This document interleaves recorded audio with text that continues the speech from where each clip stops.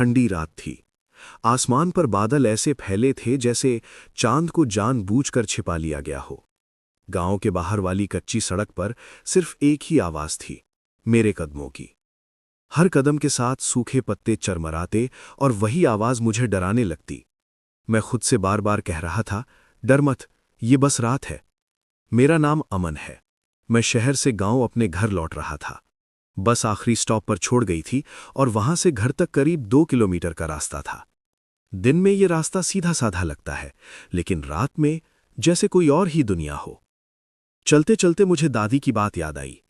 दादी, रात में अगर कोई आवाज तुम्हें नाम लेकर बुलाए तो पलटना मत, वो चहलावा होता है। मैं हंस दिया था उस दिन। अब वही बात दिमाग में गूंज रही थी।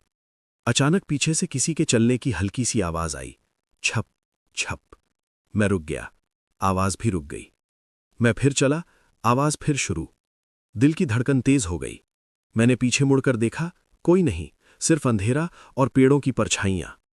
वहम है, मैंने खुद से कहा। थोड़ा आगे बढ़ा ही था कि सामने से किसी औरत की परछाई दिखी। सफेद साड़ी, खुले बाल और चेहरा झुका हुआ। वो सड़क के किनारे खड़ी थी। भैया? उसकी आवाज इतनी धीमी थी कि हवा में घुलती लग रही थी। मैं ठिठक गया। भैया, जरा मदद कर दोगे? दादी की बात फिर याद आई। दिल कह रहा था भाग जाओ, लेकिन इंसानियत डर पर भारी पड़ गई। क्या हुआ? मैंने दूर से पूछा। वो धीरे धीरे मेरी तरफ बढ़ी। जैसे जैसे पास आई, हवा और ठंडी होती चली गई। मुझे रास्ता भटक गया है, उसने कहा। मैंने उसके चेहरे की तरफ देखने की कोशिश की, लेकिन चेहरा अब भी साफ नहीं दिख रहा था। इस वक्त अकेले? मैंने पूछा। वो अचानक रुक गई। फिर उसने अपना सिर धीरे धीरे ऊपर उठाया। जो मैंने देखा, मेरे पैरों तले जमीन खिसक गई। उसकी आंखें नहीं थीं, बस काले गड्ढे। मुंह असामान्य रूप से फैला हुआ और आवाज अब इंसानी नहीं रही। अमन? उसने मेरा नाम लिया। मैं चीख पड़ा और पीछे की तरफ भागा। पैर लड़खड़ा रहे थे, सांस जैसे गले में अटक गई हो। पीछे से वही छप छप की आवाज तेज होती जा रही थी।